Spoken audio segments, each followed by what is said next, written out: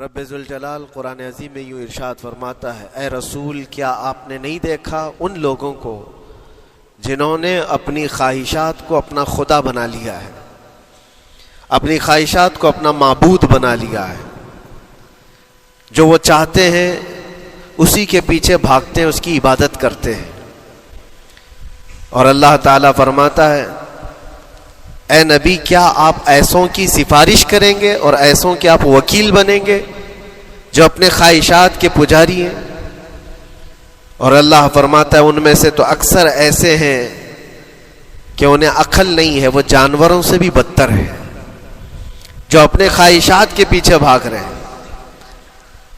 شیخ اعظم سیدنا محی الدین ابن عربی رحمۃ اللہ تعالی علیہ، ان کی کئی چیزیں لوگوں میں ایسی بھی مشہور تھی کہ شیخ محی الدین ابن عربی ایسے ایسے الفاظ بول جاتے ہیں جو شریعت میں ہوتے نہیں ہیں، بہت سارے مسائل ان کے ہیں۔ لیکن ایک بار شیخ محی الدین ابن عربی بیٹھے ہوئے تھے، کرسی پر ہیں، سامنے مریدین بھی ہیں، بہت سارے ملنے والے لوگ بھی آئے ہوئے ہیں۔ اسی اثنا میں انہوں نے ایک جملہ ایسا کہا، واقعی اگر آپ کے سامنے بھی ایسی بات آئے تو آپ بپھر جائیں۔ شیخ محی الدین ابن عربی کہتے ہیں، اے لوگوں جو تم سب یہاں میرے پاس بیٹھے ہو، تمہارا خدا میرے پاؤں کے نیچے ہوتا ہے، تمہارا خدا میرے قدموں کے نیچے ہوتا ہے۔ سب ظاہر سی بات ہے جیسے ایسا جملہ سنا تو اٹھ کر کے لوگ بھاگنا شروع ہو گئے کہ آدمی کافر ہو گیا۔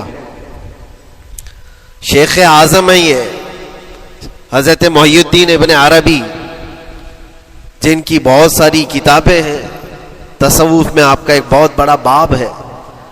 لوگ اٹھ کر کے ادھر سے ادھر چلنے لگ گئے کہ ایسے ایسے جملے بول رہے ہیں، یہ محی الدین ابن عربی کو ہو کیا گیا؟ خدا پیروں کے نیچے ہوگا؟ کفریہ جملہ ہے۔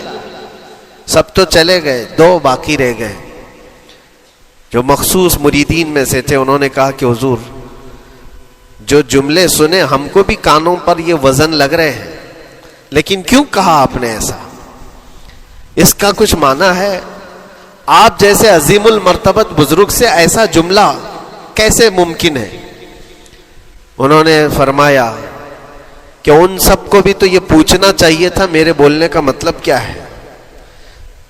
فوراً بدگمانی کیا اور بھاگ گئے۔ تم دو باقی رہ گئے، میں بتاتا ہوں کہ میں نے یہ جملہ کیوں کہا تھا۔ تو کرسی پر بیٹھے تھے اور چٹائی نیچے بچھی ہوئی تھی یا قالین بچھی ہوئی تھی جس پر لوگ بیٹھے ہوئے تھے۔ آپ نے اپنے ان دو مریدین سے کہا یہ چٹائی اٹھاؤ۔ چٹائی اٹھائی تو دیکھا وہاں پر سونے کے چاندی کے سب سکے رکھے ہوئے تھے جو شیخ محی الدین ابن عربی کے پیروں کے نیچے تھے۔ کہا وہ جتنے آئے تھے وہ اسی کی عبادت کرتے تھے، اس لیے میں نے کہا کہ تمہارا خدا میرے پاؤں کے نیچے ہوتا ہے۔ وہ خواہشات کے پجاری ہیں، میں نے اللہ نہیں کہا۔ اللہ رب العزت وہ قادر مطلق ہے، میں نے کہا جس کی تم عبادت کرتے ہو، جس کو تم خدا بنائے رکھے ہو، وہ میرے پیروں کے نیچے ہوتا ہے۔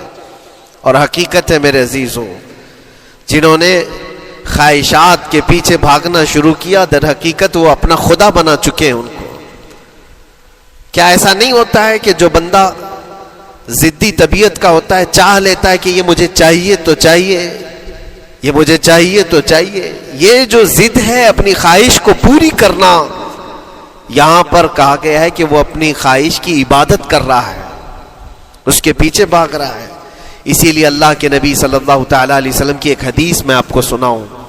حضور اکرم صلی اللہ علیہ وسلم ارشاد فرماتے ہیں، لا یؤمن احدکم حتی یکون ہواہ تبعا لما جئت بہ، تم اس وقت تک پورے مومن نہیں ہو سکتے جب تک کہ اپنی خواہشات کو میری مرضی کے مطابق نہیں بنا دو گے۔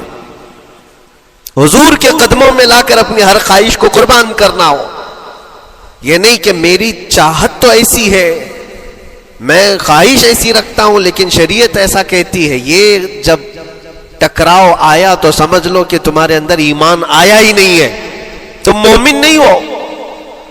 مومن وہ ہے جہاں دنیا کی ساری خواہشات وہ حضور کے قدموں پر قربان کر دیتا ہے، اس کی اپنی کوئی خواہش نہیں ہوتی. اسی لیے میں اکثر یہ کہتا ہوں ان نوجوانوں سے جن کو کچھ نصیحت کی جائے تو وہ کہتے ہیں کہ مولانا ہماری لائف ہے, ہمیں انجوائے کرنے دی جائے. یہ ابھی تو ہماری لائف ہے, ہماری اپنی لائف کو ہمیں انجوائے کرنے دیا جائے. نادان کس نے کہا کہ تیری اپنی لائف ہے؟ تیری لائف ہے کہاں؟ زندگی یہ نہیں کسی کے لیے, زندگی ہے نبی کی, نبی کے لیے. اور نہ سمجھ مرتے ہیں زندگی کے لیے, ارے جینا مرنا ہے سب کچھ نبی کے لیے.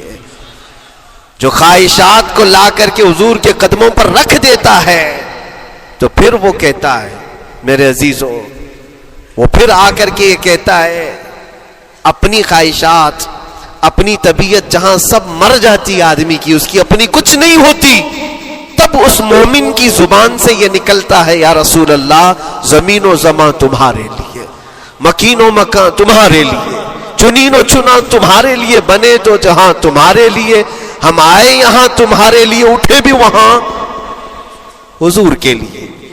اس کا اپنا کچھ نہیں ہوتا.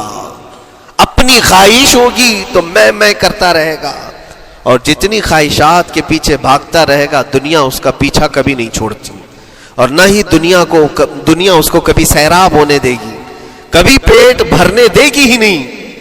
وہ بھوکا ہی رہے گا, وہ پیاسا ہی رہے گا جو دنیا کے پیچھے بھاگتا ہے.